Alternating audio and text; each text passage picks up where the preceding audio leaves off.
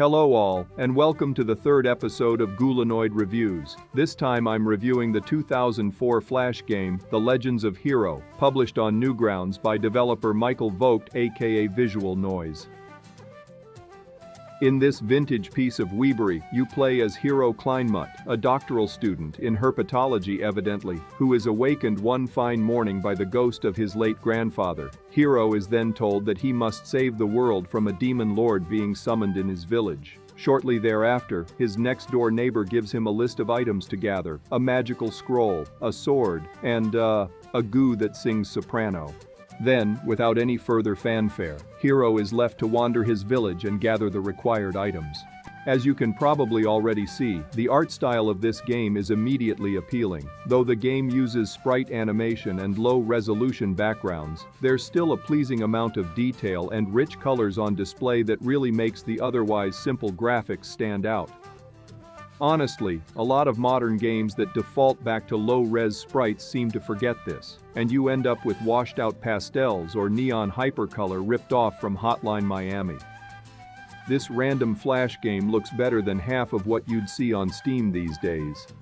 Meanwhile, the controls aren't the greatest. They work well enough, but movement is tied to the arrow keys rather than WASD, which is a bit awkward compared to a more modern control setup. You have the standard three methods of interacting with the world that a point-and-click game tends to give you: look, talk, and get or touch. Stuff you can interact with is displayed in the status bar above the dialogue pane, and generally there are only so many places you can actually move to on a given screen, meaning there is thankfully minimal pixel hunty bullshit in this one. The attention to detail continues to show through in the interactions. Hiro has unique responses for using every single command on a given object at least once. That said, there are few unique responses for trying to use items in places you're not supposed to. If you get one, it usually means you're trying to use the right item but haven't done something to it that you're supposed to yet. There are, however, a surprising number of generic quips Hiro has for trying to use the wrong item, something like 20 or so. Eventually they start to repeat, but it's still entertaining to see if you can trigger them all. Speaking of responses, the game is quite dialogue heavy. This being an internet game made in 2003, it's all in text, given that a good mic and recording software was a bit more expensive at the time and the file size limits of sites back then probably wouldn't have allowed for a fully voice-acted game anyway, so I hope you've brought your reading glasses for this one. I considered rendering some of the game's lines in text-to-speech, but I didn't want to give the false impression that this game was voice-acted in case anyone wasn't paying attention. Though the dialogue is all text, it's generally pretty well written despite the developer not being a native English speaker, and has managed to age pretty well all things considered.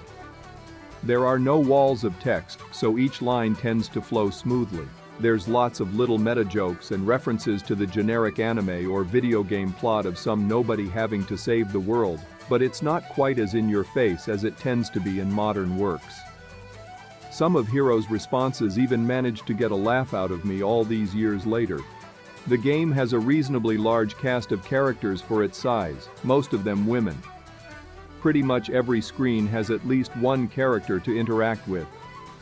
Typically you only get two interactions with a character, once when you first meet them, one after the fact, and then an extra if you've solved a puzzle for them. Sometimes though you just get the one interaction and that's that, unfortunately.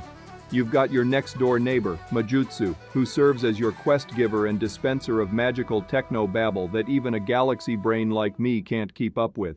Bishoku, a shopkeeper who sells birds that have functions and features suspiciously similar to turn-of-the-millennium cellular phones. Scum, the town's local drunken hobo in the grand tradition of Farnham before him.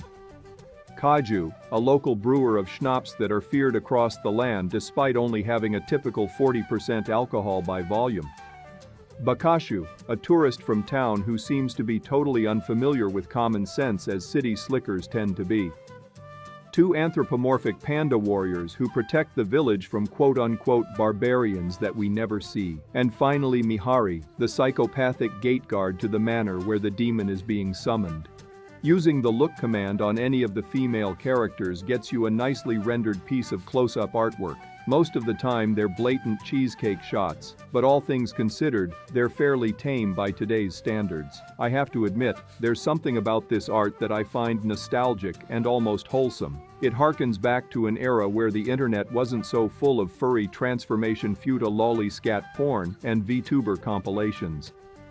If you wanted to find something gross, you usually had to go looking for it. It's hard not to miss those days. There's only one music track, the song Yellow Tinker by the Irish-American folk music group Solas. The track is about 4 minutes long and contains a reasonable amount of variation, so even though it repeats endlessly over the entire game, I never found it annoying or tiring. It has a fun sort of traditional vibe to it that perfectly fits the game's colorful atmosphere and sarcastic sense of humor. The puzzles aren't much to discuss. The game has about 6 or 7 locations, and it's literally impossible for Hiro to overload his inventory of 6 slots. That should give you an indication of how little there is to do, but at the very least, this means the puzzles are mostly logical. Failing that, you can always just resort back to ye old tried and true method of trying every item on every object until something happens. There is an unlockable secret that lets Hiro briefly talk with visual noise, but outside of that, every single instance of an item being used relates to the main plot of the game somehow. Depending on how fast you read, you can expect to complete the game in maybe a little over half an hour. This also depends on whether or not you take any extra time to see all the dialogue and interactions and find the secret. If you decide not to bother with that, the game can be completed in minutes, so I recommend you really take your time to get the most out of this one. Since I gave Narbacular Drop the same treatment, I might as well overanalyze the little world this game presents us with. Hiro has a distinctly Western name, despite living in a very East Asian Japanese/Chinese-inspired area. Most everyone else has some kind of Asian name, and the only town we ever hear about is named Kwangpai. I tried looking up the name both in general and using translation software. It's either gibberish or too obscure. Kwangpai residents seem to be quite weird and strange compared to country folk, not understanding how a bathtub works, for instance. Though Hiro's village is traditional to perhaps an idyllic extent, there's some modernish technology visible. The schnapps machine, for instance, uses belts and drives and such from what we can see of it. There are also some very modern-looking compressed helium containers in one area. If you screw around in Hiro's house, he'll make a delightfully dated joke about laptops being overpriced and powered by magic. Evidently, these modern luxuries aren't enough to keep the world safe, as the village is still threatened by barbarians. And of course, evil lords looking to summon demons. It seems there is always a hero to rise to the occasion and defeat them, as the villain complains when you finally get to speak to him at the end of the game. Overall, The Legends of Hiro is a neat little diversion, a colorful fantasy world of funny characters fighting the good fight. While there are plenty of anime-inspired, self-referential comedic games and stories in the present day, this one stands out given the time period it came out during. It's a more subtle, chill experience that doesn't insult your intelligence and has a good sense of humor. The game is especially impressive given that it was all created by one man, having only a handful of playtesters for help. Sadly, it appears that Visual Noise hasn't done anything since.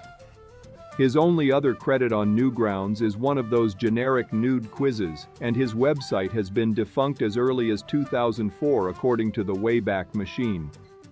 The game's secret puzzle teases a Hiro sequel and even gives you a password to use in it, but the sequel has never materialized. If you want to play The Legends of Hiro in the present day, you have a few options. Newgrounds currently emulates the game on Ruffle, which while I've had some trouble with that in the past seems to work fine these days. There's also a copy hosted on the Internet Archive. Finally, and I think this is your best option, you can download Blue Maxima's Flashpoint library and play the game through there, allowing such modern conveniences like full screen and windowed play. Links to all three are in the description. I highly recommend this game, much as I wish there was more to it. Leave a comment if you know anything more about this unique little gem or its creator, or simply if you remember playing this one back in the day. If you want to see more old, weird and obscure artifacts from around the web, make sure to subscribe to my channel.